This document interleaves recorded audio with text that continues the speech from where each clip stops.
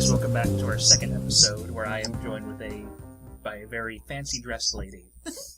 Hi. So My name's Lucy. I don't have a DJ name. I'm sorry. I still feel like you're missing out on the best part by not having a DJ name. Twitter contest. You guys name me. I would have just named you Library Ann. Oh, but none of my name is Anne. Well, that's what makes it a fake name. Okay. So They don't know. I suppose you don't know anything about me at all. I could be anyone. That's the magic of it. It could also be just really weird looking, and they'll never know. I mean, for all, I don't know. I was reading some Hemingway recently, and it's one of his little short stories from when he was covering the Civil War in Spain. And he walks into a bar and says, I found this really strange-looking couple, and I just assumed they're in radio because all of the really strange-looking people are in radio. And then they were. Oh. Well, I don't suppose that bodes well for any potential meetups then. Yeah, and I guess I need to introduce myself, since nobody probably listened to the previous episode, and if they did, they're probably not listening to this one because it was just such a train wreck.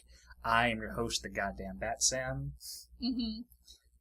I'm Lucy Merriman. I'm an actual writer, I promise. And you do realize your credibility is going to drop by just hanging out. Man! Just by association.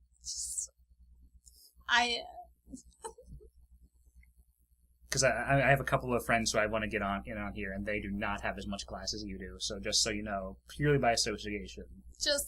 I'm the one holding down the fort here in terms of class in this case. She really is. This is only the second episode, but I can tell there's definitely going to be a change in class quality when you were on the program. Good. I mean, you came all dressed up with your fancy owl with thing. my owl hoodie and my blouse. I keep calling it a blouse. It's a t-shirt that has some sheer parts. That's just... I still couldn't... You know what? I'm a dude. I couldn't tell you what a blouse was. I know I can call it a top. Is that what a blouse is? Is a blouse just basically a fancy shirt? It's any kind of fancy shirt that I think you can't put it in a washing machine if it's a blouse. So this has to be, cold washed, not in a dryer. All right. Because it's made of fancy materials. All right, so... When I am at the store, and I have to discuss this, and when I'm running the mental checklist of whether I can call something a blouse, I just need to ask if it could be machine washed. I guess. I assume. If it's got lace, or if it's got silk, if it's anything that's not cotton, if it's not a t-shirt, or if it's a t-shirt with spanglies on it, then it's a blouse. I'm just going to try that at my next party. Just be like, that's a nice blah. Wait, can you machine wash that? That's the best idea. You're just a hit at parties, aren't you? Oh, I'm the best. Okay. So, do we have a plan for what we're going to talk about? We have a vague semblance of a plan. We'll just start off. We'll get all nice and warmed up. What have you been reading lately, Lucy? Well, after rereading Last Call, I've been reading... Oh, goodness. What did I just finish reading? I finished reading Night Circus by Erin Morgenstern, and that was beautiful. And I read Sister Mine by Nalo Hopkinson. And right now I'm reading 100,000 Kingdoms by N.K. Jemisin. So a lot of fantasy, a lot of contemporary fantasy. Although Night Circus is set in, the Victorian era. But fantasy that isn't... Not like Tolkien-esque fantasy. Yes, yeah. Stuff that's a little bit of a different sort of venue.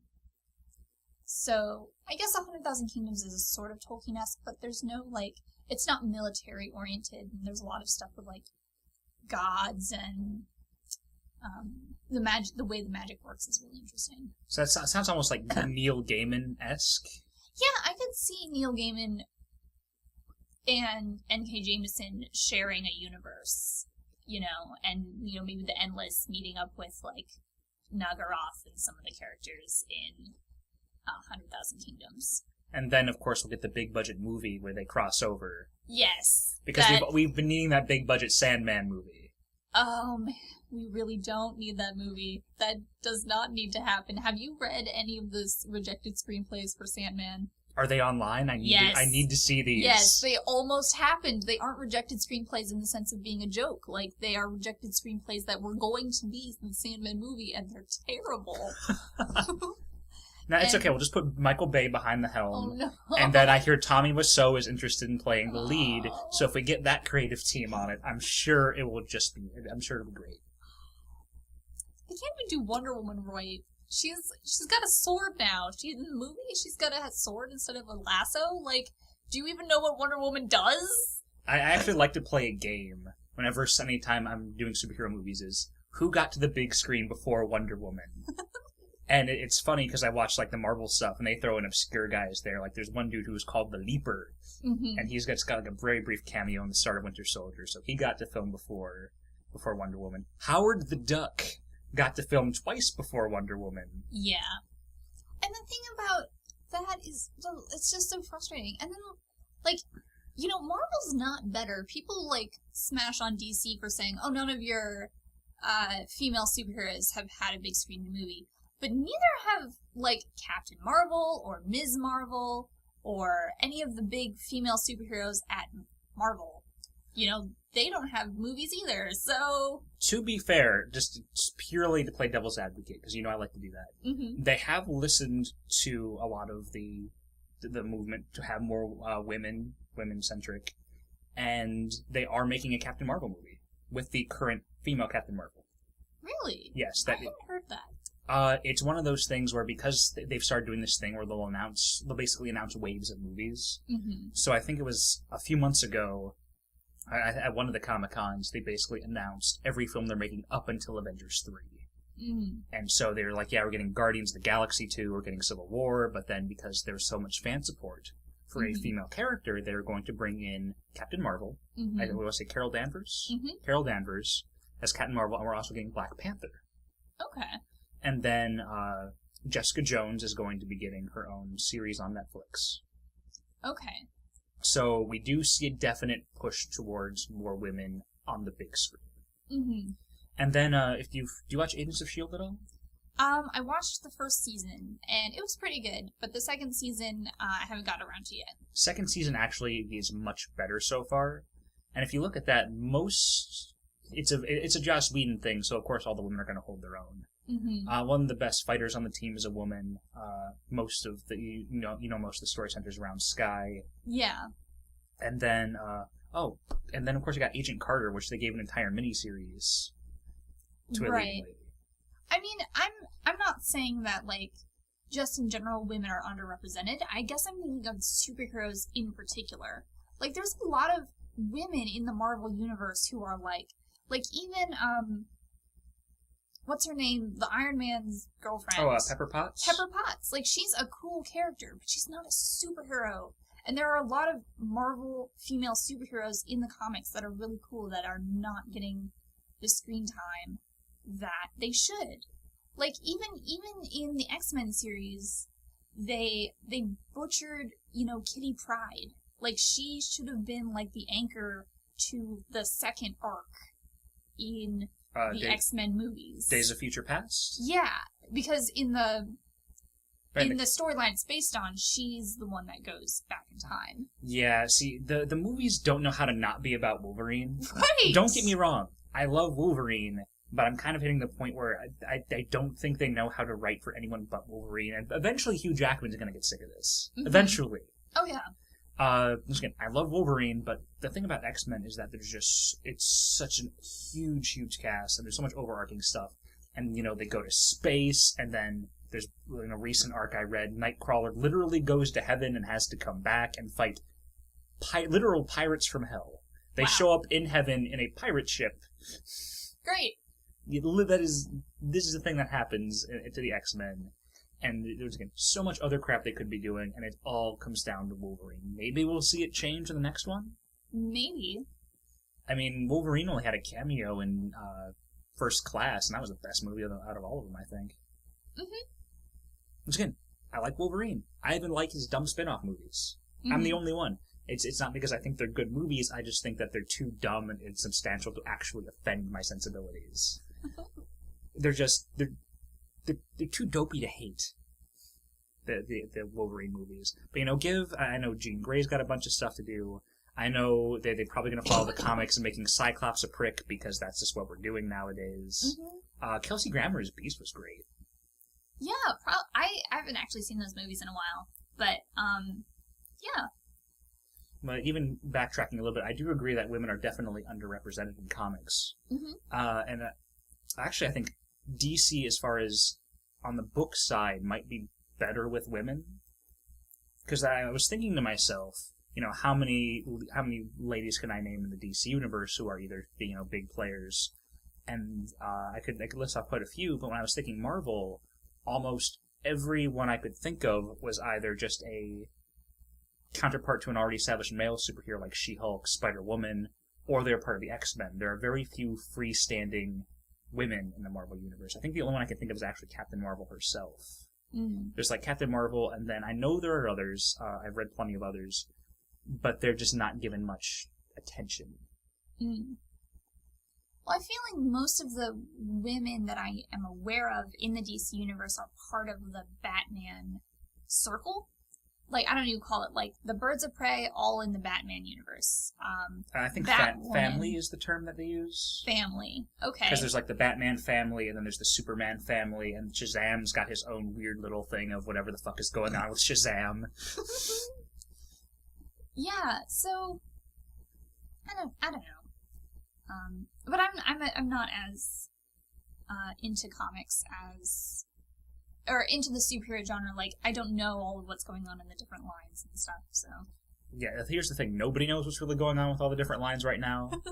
I know we had a conversation about this last time we hung out, where at one point there was 4 concurrent running Batman titles, where they were just different versions of just Batman. Right. And then there's the thing is, the longer your continuity goes, the more you just kind of have to play off of or build on what you've already done. So it's almost a law of physics at this point that it has to get more and more absurd and more convoluted as you go. So I really can't blame anyone for not keeping up with comics. That's why I got so much into manga in high school. Because I love comic books. I love my Spider-Man. Of course, I love my Batman. I loved all of these characters, but I just couldn't keep up with what the hell was going on. Mm-hmm. And I hate buying individual issues. Because you can't store them, they're hard to take places, they tear, they're just in general a mess. I think you wind up paying more for them overall than what you do with the trade paperback, which Probably. You can just put on a shelf. If I'm going on a trip, I can just throw the one trade paperback in a bag. I don't have to throw a stack of cardboard-backed, plastic-wrapped issues. But yeah, that's why I got into manga, because it was one series, usually by one dude, and they were numbered, and you could go to the store and just buy them in order. I think the reason I got into manga is manga was the first interaction I had with online comics. Whereas I realized in the case of One Manga or Manga Fox, that was not legal. Completely legitimate. You found it through completely legitimate sources. But I think that was the revelation for me because, especially in middle school and high school, I couldn't afford to subscribe to comics. That's just not something I was going to spend my money on. But I could definitely read things for free. And yeah, I didn't really get into Western comics until I started reading Sandman at the library. And then, even now, my favorite comics are the ones that aren't superheroes. Or manga, really. They're fantasy or space opera. I'm really into Saga right now. God, I love Saga. I've only read the first 2 volumes. I'm just waiting for the library to pick up the 3rd. It's fantastic. And I'm into lumberjanes, and I'm into sex criminals, and I just the stuff that's its own storyline that has... Oh, hold on, I'm sorry. It's okay, I'll pause it. Okay, there we go, we're recording. Alright, I got this. I know what I'm doing. Oh, good. I'm sure, and you with your cell phone going off. I'm very sorry about that. Super professional. Waste my blouse and everything. Alright, do you want to talk about this book? Yes, let's get into the book. Because I read the book. We read the book. That's how every book club just devolves into. It's you get the wine or you do whatever, and then it's okay, talk about the book. I read it, god damn it. Okay, so a little background information about this book. This book is called Last Call in the City of Bridges by Salvatore Pane, and it's an indie book. It's published through Braddock Avenue Books, which is one of my favorite small presses, the small press in Pittsburgh. And I'm really into indie books, like stuff that isn't necessarily going to connect to a huge audience, and so it's not put out through like the big New York publishers. Even though, of course, like all the last 3 books that I read, are big New York publishers. But this book in particular is a story. It's a coming of age story about someone who's already an adult, or already should be an adult. They're old enough to be an adult. What is he, 25? He's 25, yeah. It's about Michael Bishop, whose job is putting the subtitles on DVDs, and he is obsessed with pop culture, and he uses that to bury all the terrifying, like, realities of being an adult. Like, when it comes to things like falling in love and having honest, vulnerable relationships, that stuff's really scary, and it's just easier to talk about pop culture. So it's one of my favorites, and I'm really glad I got you to read it, because now I can talk about it with someone. Yes, now we can talk about it to the internet. It's actually now one of my favorites too. So yeah, quick spoiler-free thing. If you kind of like the idea of how that sounds, go check it out. I like the fact that a lot of the references, they're actual things I know about. They're Zelda, they're Mario. Mm-hmm. They're all things that you can actually recognize and relate to. So if any of that sounds interesting at all, or you want to look for something indie, go pick up this book. It's wonderful, and now your spoiler alert alarm has gone off, and we're now just going to start attacking this thing full force. Sure. So one of the undercurring themes, or one of the questions that runs through this is, why does so much of our young adult culture, and adulthood is being put off later and later, it seems like, one of the first, main contrasts in this book is that he starts dating a girl named Ivy Chase, who is, more of an adult. She's ready to have a relationship that's going towards marriage, and she has a career that involves doing something boring but important. She has a career that's in the medical field, and she doesn't relate to Michael on a level, what she feels is a superficial level of pop culture things, but she does care about him, and she does relate to him in other ways. But ultimately they aren't able to connect with each other. Right. Now, I feel like we're kind of the two. I'm glad the two of us are coming at this from our perspectives, because one of the bigger conflicts in the series, or in the book, is that Michael himself was raised very religiously. He went to Catholic school. He was raised in a very devout family, but he has since lost his faith, and he's moved on from the church. Whereas Ivy, her father's actually a pastor, and she's very genuinely spiritual, very genuinely connected to that. And I'm really glad the two of us get to talk about it, because I know you are still, you still have your faith, and you're very much, involved with that. Whereas I grew up in the church and have since moved away from it. Mm-hmm. So I like the fact that we can both bring those two different perspectives of the two main leads when analyzing the book. Right. And I like the fact that Ivy's faith isn't a joke, and she doesn't really try to push it on Michael. I think a lot of times Christian characters in books are portrayed as either overzealously evangelical, which is admittedly an actual type of person that exists in real life, and that's annoying. Or, there's just kind of a shallow understanding of what faith is, but faith is a sort of a profound thing that drives Ivy, even though she's, open to dating someone who doesn't share that belief. And it kind of brings the question of, I think everyone has beliefs, even if you don't, you have to have something to face against, this kind of terror that comes from, okay, so we said spoiler alert, so something that happens, you find out in the middle of the book, is that when Michael was 16, his best friend died. and it was very traumatic for him. And I think this central question of death, why do people die, all these great mysteries of life, that is inescapable, even though Michael is trying his best sort of to escape those questions, it seems like. Well, for me, the biggest thing about his friend committing suicide that actually hit a very personal note with me, because his friend, they were both going to Catholic school together, and his friend had come to realize that he was gay, and he couldn't deal with it, and Michael didn't really understand how to cope with him thinking that, his friend comes out to him, Michael doesn't know how to handle that, and tries to distance himself, and then the friend eventually commits suicide. And that almost brings a very personal note to me, because I know when I was going through school, my best friend all through elementary and middle school, he eventually came out as gay. But at the point where I was, I'm 12, 13 years old, and people are, making fun of him for being gay. I didn't understand that being gay is okay, and that's a thing that you can defend just all its own. I stuck up for him, but it was more, it's okay, I know you're not gay. Oh. Mm-hmm. Okay. So that, because, that's all I was emotionally equipped to handle when you're 12. 12 or 13, and that's all you really know, and you still want to, I still want to stick up for him. I still stuck up for him when people picked on him.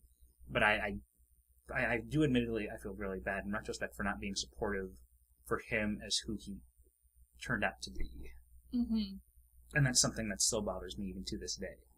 Right, and I think, it's impossible to talk about Christianity in specifics without acknowledging the fact that the church is implicated in a lot of anti-gay hatred and bullying, and just like rejection of people, and that's not a part of the church that I support, and I feel like it is hard when you're navigating these two identities,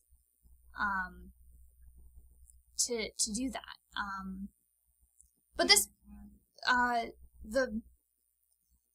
right, so I think maybe a thing with Michael is that he's constantly running away from things. He runs away from having to face the reality with his friend, and I think that's relatable to everyone. That's relatable to me, even though I don't share a lot of the beliefs that Michael has. Like, I definitely can relate to constantly running away from the important, scary things in life that you have to face. Either you're in support of your friends or you're not. And the guilt just gets at him too, and then that actually brings us around to one of the most frequent uses of symbolism in the book, and I wonder if you picked up on it, was the symbolism of Spider-Man in the book. Mm-hmm. And that, of course, everyone knows the story of Peter Parker. It's been rebooted about 12 different times now. You've all seen it. Feels guilty over the death of his Uncle Ben, and then that guilt is that driving catalyst for what makes him a hero. And so you see him, and almost any time he's reading a comic book, it's specifically Spider-Man.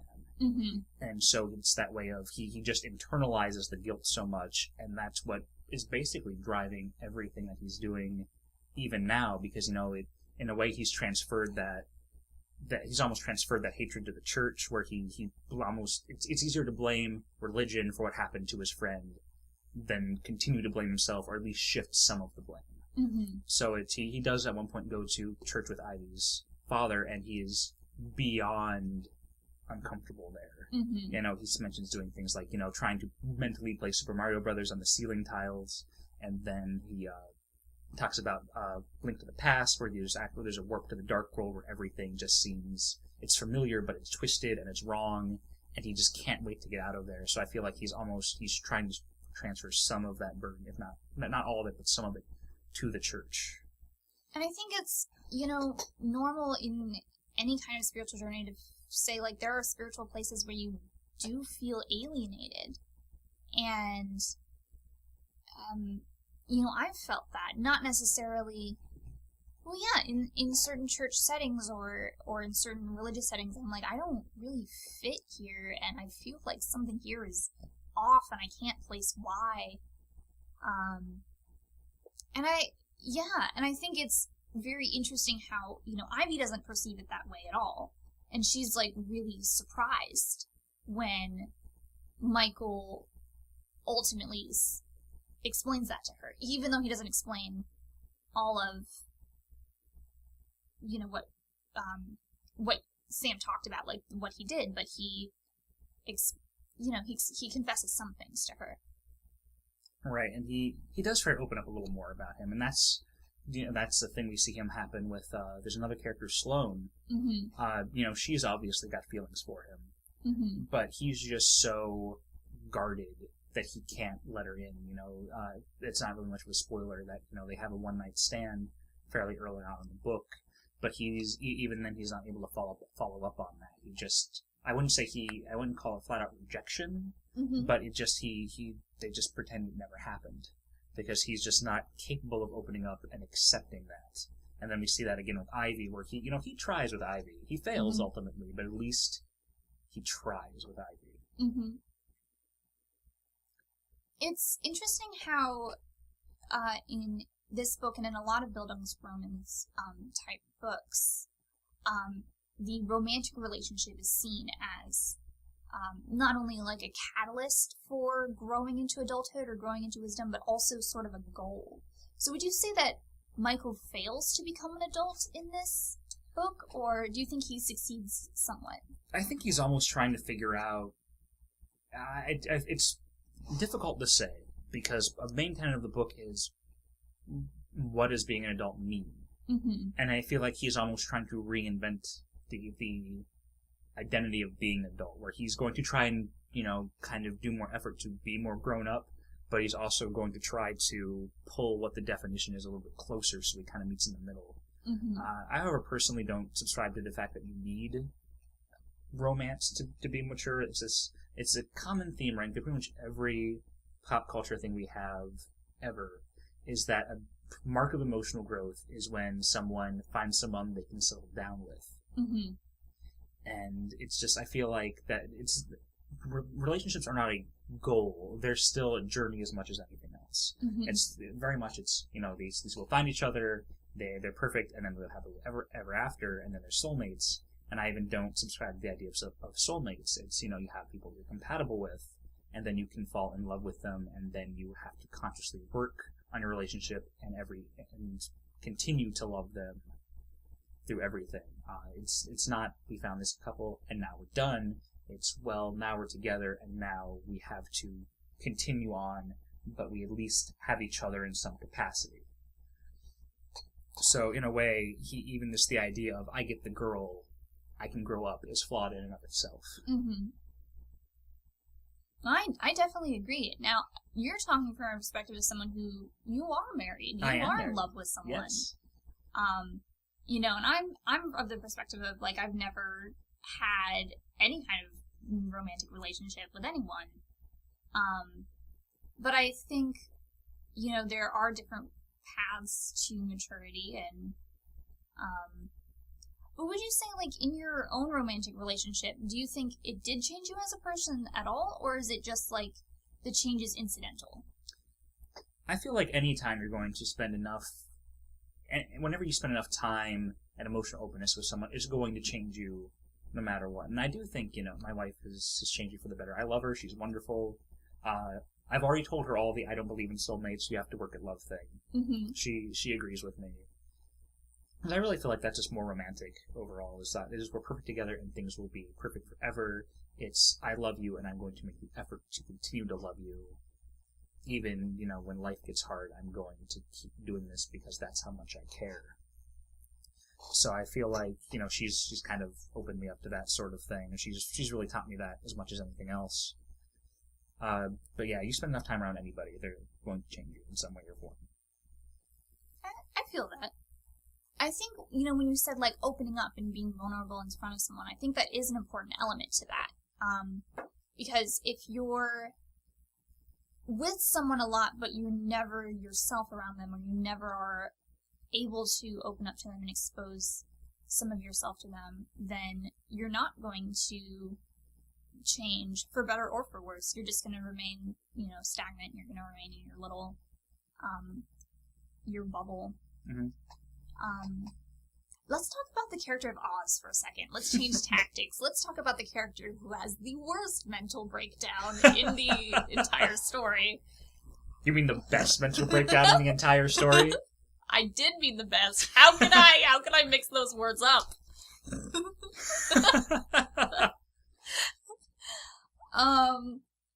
Cause of all the characters, he's kind of trapped in academia, which I thought was kind of and he's so sucked into all of this irony and all of this, he's so self-aware, but he has no core that's supporting him. He's unable to escape his own echo chamber at this point. Yeah. Where he's, Oz, he is the main character's roommate.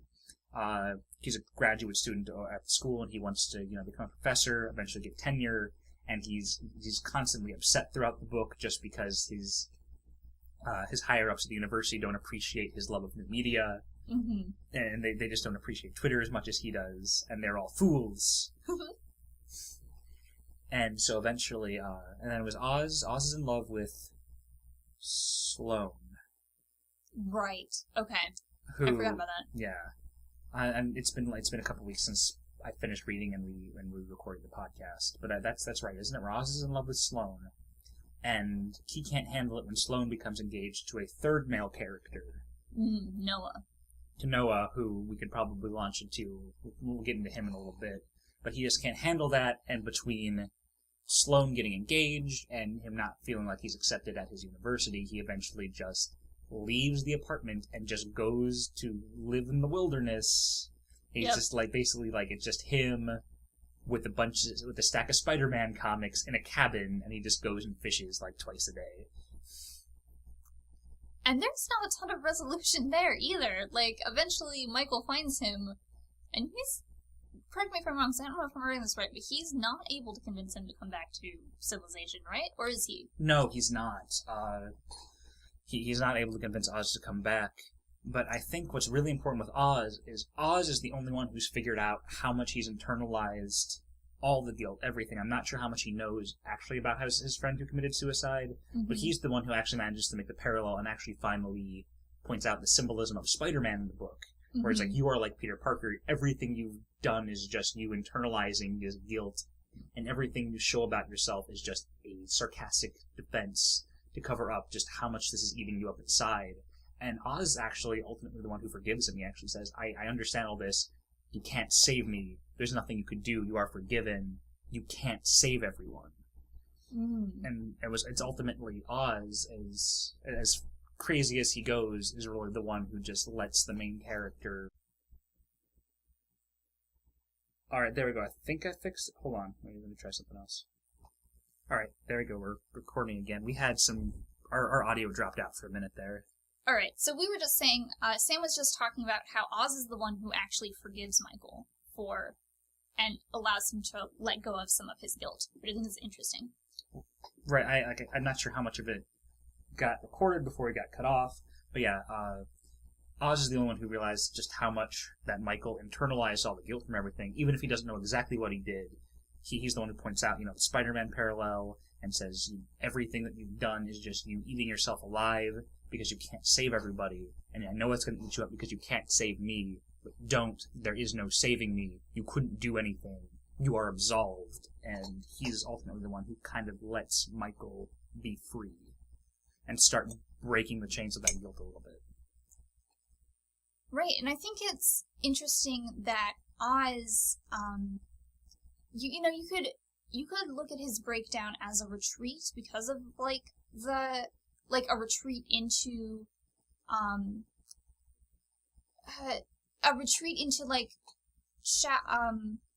entertainment, but I don't think it is, because he kind of breaks away from everything.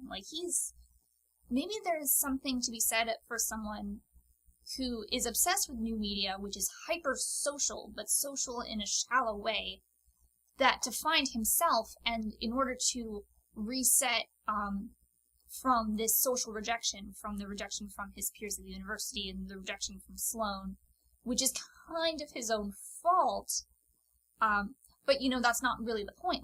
In order to reset from the social rejection, he has to go to a place where he's totally within himself, he's totally socially isolated, and kind of figuring out who he is as a person. Yeah, it's really just a form of nihilism, of just casting away literally everything. everything except, like I said, the stack of Spider-Man comics at the cabin is literally all he has. And it's really a form of nihilism, I feel like, at that point. Of just, it all becomes meaningless. Mm-hmm. And so he's able to just detach himself. And in a way, it's almost him physically doing what he's been doing emotionally for years. Because he and Michael, they both kind of had this thing where, their Nintendo showed them more love than their family and their friends growing up. And that was their safe place where they're not some weird kid. They're a hero. They can save the world, and that place is safe, and it doesn't judge them, and they get to enact that feeling of empowerment. And so they've retreated so far emotionally into these things that now I feel like him going to the cabin is just the physical step of what he's been doing emotionally for years. I agree with that.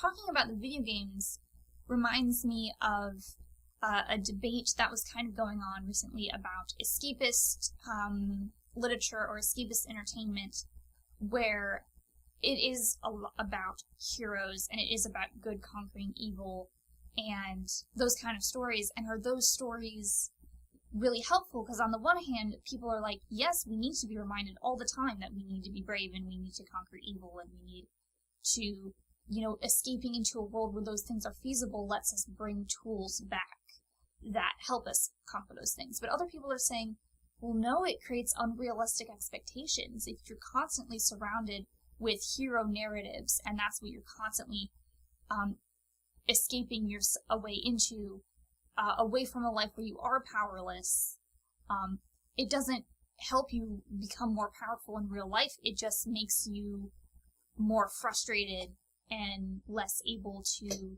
deal with kind of the gray areas of real life. What do you think about that? I really think it depends on the individual. You can't really make broad. You can't really paint these things too broad, because even just escapism, there's so many different things. Although I know we both love gaming, and he has a quote, and I'm probably going to butcher this. Okay. I'm probably going to butcher this. But this is Neil Gaiman, by the way. Yes. Are there other Gaimans? Yes. The only Gaiman that matters. He says that, I believe it goes, fantasy is necessary not because dragons exist, but to prove we can slay them? Yes, and that was him quoting G.K. Chesterton at the beginning of Coraline. Except G.K. Chesterton used the word demons instead of dragons. Okay.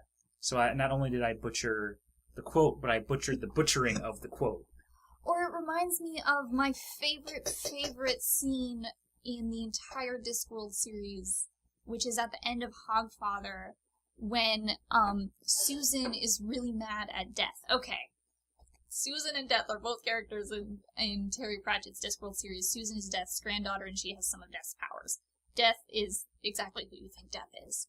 Hogfather is basically Discworld's version of Santa Claus, and he's sort of a god because people believe in him. Children believe in him. Mm-hmm. And in Discworld, gods run on belief. And Susan is really frustrated that this whole thing, what she felt was a lie. They rescued the Godfather for what she felt was nothing, like he didn't do anything important.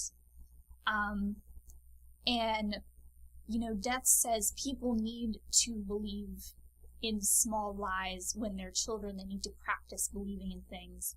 Otherwise, they won't be able to believe in the big lies. And she's like, what are you talking about, believe in the big lies? He's like, the big lies, like justice and mercy. And she's like, you have to believe in those things, or what's the point? And he's like, yeah, my point exactly. And he has a line that's like, if you sift through every molecule of the universe, you will not find a single atom of justice or a single grain of mercy. But those things are made real when enough people believe in them in a society. And I think that's a really interesting idea.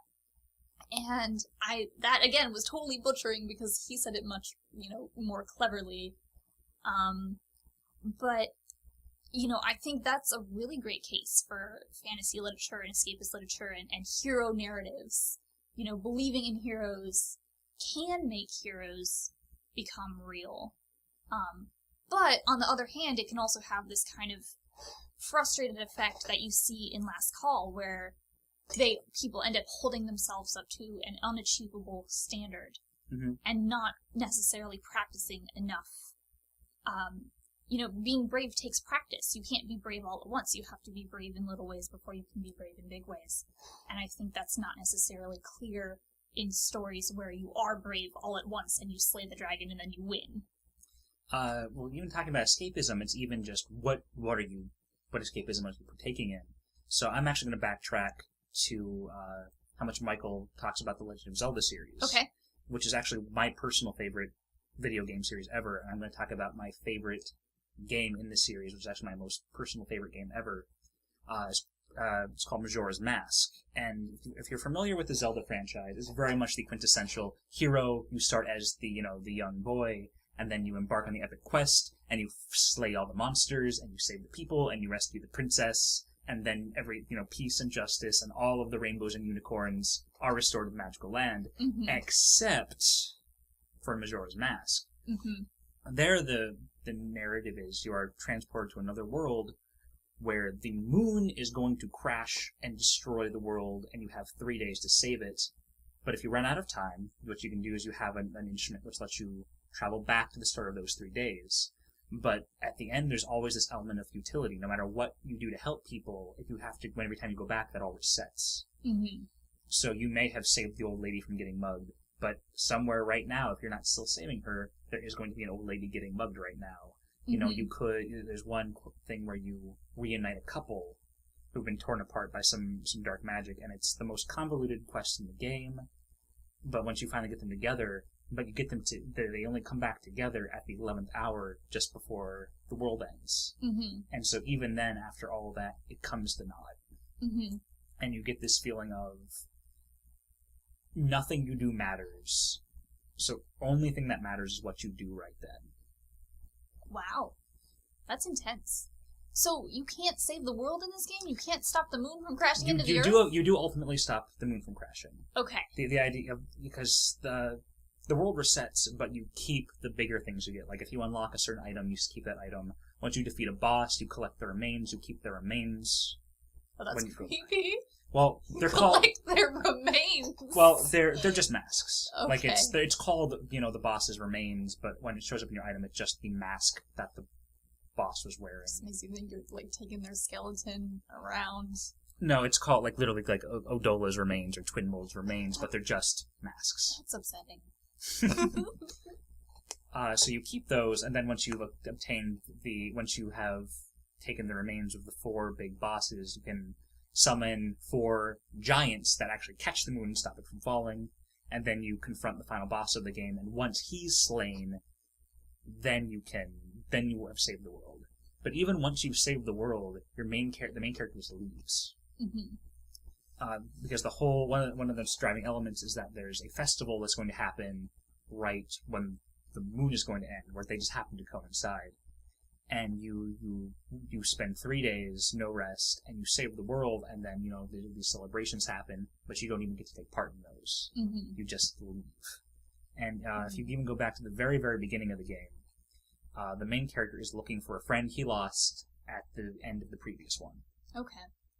He doesn't know what happened to her, he's searching for her, and that's how he comes to the land where he needs to save, and by the end of that game, he still has not even saved. Or not saved, but discovered his friend again. So it all ultimately still feels futile. Wow. And do you feel like that game... Did you play this game when you were a kid? I was 10 years old. And do you feel like that affected how you thought about the world, or how you thought about solving problems, or... It taught me that I'm still learning stuff about this game. Mm-hmm. Even now, I'm 25, and I'm still every time I replay this thing, I've played too many times to count, I'm still learning something new every time I do it. And at the time, partially what it taught me, well, first of all, I was a very awkward kid, bullied at home, bad stepfather when I got, or bullied at school, bad, awful, just abusive stepfather when I got home. And it started out as I got to enact that power fantasy. I was the hero, I had to save the world, but it also kind of taught me to break formula. There was no princess to save. Mm-hmm. It was, everything I did eventually would just get washed away anyway. and that was a very new thing to me as a kid. And this was some really deep stuff. And even now, going back, I understand that it's the symbolism in this game goes as deep as the 5 different regions that you play through are actually symbolic of the stages of grief. Wow. So, like, the washing away, it's very focused on literal mortality. Oh, yeah. We'll steer back towards the book now, because I could honestly talk about Majora's Mask for hours on end. Okay. But but ultimately, the point I'm trying to make is, what escapism you take can influence how you interact as a person, but what escapism you flock to is also what kind of person you are to begin with. Oh, that's interesting. So, if you're... And, like, you're this game that really focuses on mortality and futility, but, like, what kind of hope exists in futility, that did not lead you to a nihilist breakdown where you camped out in the woods with Spider-Man comics, So, yeah, because you're not a nihilist, are you? You believe things. I actually do think of myself as something of a nihilist. Really? But in the most optimistic sort of way.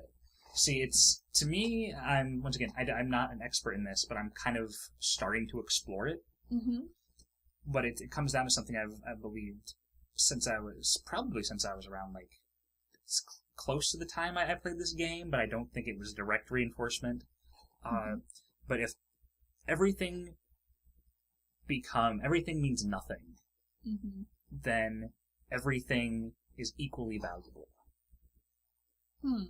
So if ultimately, even as a kid, middle school, I was big into science, and I would look out at the totality of the universe, and I realized just how insignificant I was. But in a weird way, there was a sort of freedom to that. The mistakes I made don't mean as much anymore. It's the fact that I could, let someone down, or I could mess up. Those failings kind of lose their significance, and it's easier to let go of those. And then once everything means nothing, saving the world can mean as much as just helping out a friend. It's all the little things can mean all that much more if everything's on a level playing field. But I guess I'm a little confused. I don't really know a lot about nihilism. So why is it that things become more valuable when you don't think they have any cosmic value? If nothing has any cosmic value, then all that matters are the little things you do now. But why does that matter, though? All right. So if we look at everything as having different values of significance. We value certain small things as being much more insignificant, and we play smaller acts of kindness as more or less insignificant, but the larger accomplishment is so much more. Once you realize that ultimately it's going to come to nothing, you will be gone, and who knows what's going to be left of you. Once you do that, you kind of realize that it just evens the playing field. It just kind of wipes everything flat, and then all the little things can just mean that much more to you. But what about the idea that, okay, if value is determined by the individual, why shouldn't everyone just be hedonistic? Why shouldn't everyone just do literally the things that make them the most happy all the time and never do anything hard? Because you're determining value, so why not determine value of what gives you the most pleasure? Well, why not just be hedons and do what makes us happy? I'm a photographer, and I realize that what I'm doing right now may not be the biggest thing. I'm shooting most of the events right now. I want to do the documentary work, but I see what I'm doing now as kind of a step towards that, and it might not be what my family wanted me to do. My father still has not forgiven me for not being the starting quarterback over at OSU. Well, that's weird. That's a weird thing to value anyway. Yeah. That's... Well, let's even say that. That is what he values. That is what he considers a much greater achievement. But I can find the happiness in the much smaller achievement of just knowing that even if I did some work for a nonprofit that worked with cancer survivors, and just knowing that I was able to give some people the last picture of their dying grandmother, that means so much more to me than, starting over at OSU. And so what everyone else would place on the value of what I would do is not the same as the value I get out of what I do. I guess it seems like your personal, what makes you happy isn't nihilistic, though. I'm misunderstanding nihilism, but it seems like you have a lot of value in what you value a lot. The thing stopped.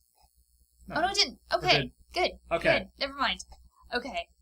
You place a lot of value in these acts of kindness and, generosity. And that almost seems like, as opposed to nihilism, it seems like humanism. Like a very, that there is like a biological or sociological basis for morality that is not necessarily related to God, but related to there is virtue in being a good person. It seems like you are saying, because all the things that you're talking about that are making you happy also seem to be helping other people. I think so, and I will admit I'm still kind of trying to figure all this out. I feel like we're never, if you're doing it right, you're never done as a person.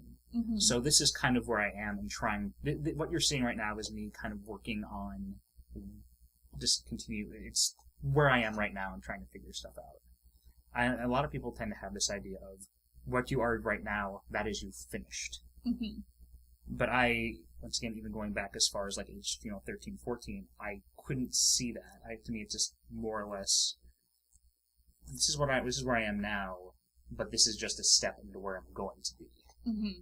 So I'm exploring nihilism, but it might not ultimately be where I end up, or maybe, once I'll go through the nihilism and I'll push past that into a place where I'm more hopeful.